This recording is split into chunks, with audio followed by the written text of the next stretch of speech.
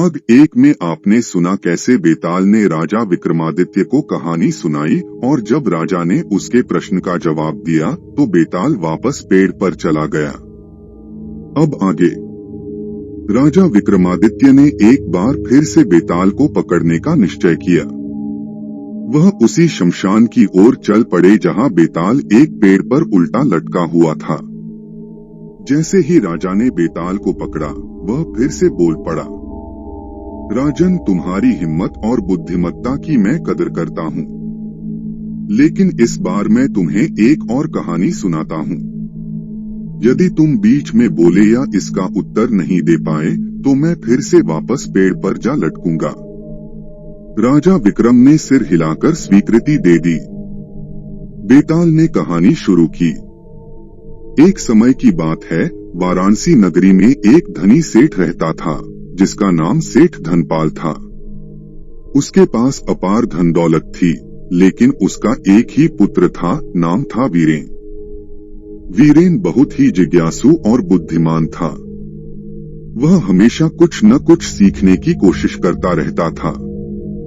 एक दिन वीरेन ने अपने पिता से कहा, पिताजी, मैं दुनिया देखना चाहता हूँ, मुझे ज्ञान प्राप्त करना है, कृपया मुझे यात्रा पर जाने की अनुमति दें। सेठ धनपाल ने सोचा कि यह अच्छा है कि उसका बेटा ज्ञान की खोज में निकले। उसने वीरेन को आशीर्वाद दिया और कहा, बेटा तुम जाओ, लेकिन सावधान रहना। दुनिया में अच्छे और बुरे दोनों तरह के लोग होते हैं। वीरेन ने अपने पिता का आशीर्वाद लिया और यात्रा पर निकल पड़ा। वह कई नगरों और गांवों में घूमता रहा, विद्वानों से मिला और बहुत कुछ सीखा। एक दिन वह एक घने जंगल से गुजर रहा था कि उसे एक ऋषि का आश्रम दिखाई दिया। वीरेन ने सोचा कि ऋषि से कुछ ज्ञान प्राप्त करेगा। वह आश्रम में गया और ऋषि को प्रणाम किया। ऋषि ने उसे देखकर पूछा, बेटा तुम कौन हो और मुझसे क्या चाहते हो? वीरेन ने कहा, महाराज, मैं ज्ञान की खोज में निकला हूँ। मैं आपके चरणों में बैठकर कुछ सीखना चाहता हूँ। ऋषि मुस्कुराए और बोले, तुम्हारी जिज्ञासा अच्छी है। मैं तुम्हें 3 प्रश्न देता हूँ। यदि तुम इनके उत्तर ढूंढ लो तो तुम्हें महान ज्ञान प्राप्त होगा। लेकिन याद रखो, इन प्रश्नों के उत्तर केवल अनुभव से ही मिलेंगे। वीरेन ने कहा, महाराज, कृपया अपने प्रश्न बताइए। ऋषि ने 3 प्रश्न दिए। पहला, संसार में सबसे आश्चर्यजनक चीज क्या है? दूसरा, मनुष्य का सच्चा मित्र कौन है? तीसरा, जीवन का सबसे बड़ा सुख क्या है? वीरेन ने ऋषि को धन्यवाद दिया और उत्तर ढूंढने के लिए निकल पड़ा। पहला प्रश्न, संसार में सबसे आश्चर्यजनक चीज क्या है? वीरेन ने सोचा कि इस प्रश्न का उत्तर जानने के लिए उसे लोगों से मिलना चाहिए। वह एक नगर में पहुंचा और वहां के राजा से मिला। राजा ने उससे पूछा, तुम क्या चाहते हो?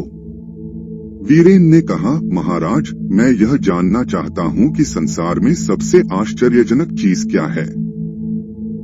राजा ने कहा, धन। धन सबसे आश्चर्यजनक है। धन से सब कुछ खरीदा जा सकता है। लेकिन वीरेन को यह उत्तर संतुष्ट नहीं कर पाया। वह आगे बढ़ा और एक गांव में एक बूढ़े किसान से मिला। उसने किसान से वही प्रश्न पूछा। किसान ने कहा, बेटा, संसार में सबसे आश्चर्यजनक चीज मृत्यु है। चाहे कोई राजा हो या भिखारी, मृत्यु सबको समान रूप से ले जाती है। फिर भी वीरेन को यह उत्तर पूरा नहीं लगा। वह एक साधु के पास गया और उससे पूछा। साधु ने कहा, संसार में सबसे आश्चर्यजनक चीज मनुष्य की प्रवृत्ति है। वह हर दिन मृत्यु को देखता है, फिर भी ऐसे जीता है मानो उसे कभी मरना ही नहीं है। वीरेन ने सोचा कि साधु की बात में सच्चाई है। दूसरा प्रश्न, मनुष्य का सच्चा मित्र कौन है? अगले प्रश्न का उत्तर जानने के लिए वीरेन ने कई लोगों से पूछा। एक व्यापारी ने कहा, धन ही सच्चा मित्र है। एक सैनिक ने कहा, तलवार ही सच्ची मित्र है। लेकिन वीरेन को ये उत्तर सही नहीं लगे। तभी उसने देखा कि एक बूढ़ा आदमी अपने बेटे के साथ चल रहा है। बेटा उसका हाथ पकड़कर उसे सहारा दे रहा है। वीरेन ने उनसे पूछा, आपके अनुसार मनुष्य का सच्चा मित्र कौन है? बूढ़े ने कहा, बेटा, मनुष्य का सच्चा मित्र उसका अच्छा कर्म है।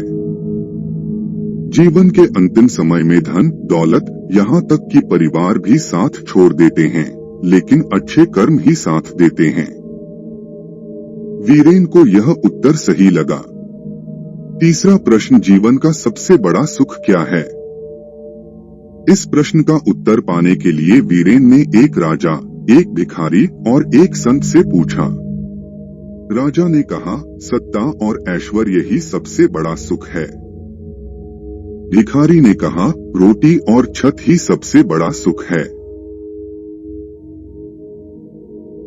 लेकिन संत ने कहा, बेटा, संतोष ही सबसे बड़ा सुख है। जो संतुष्ट है वही सबसे धनी है। वीरेन ने संत की बात को सच माना।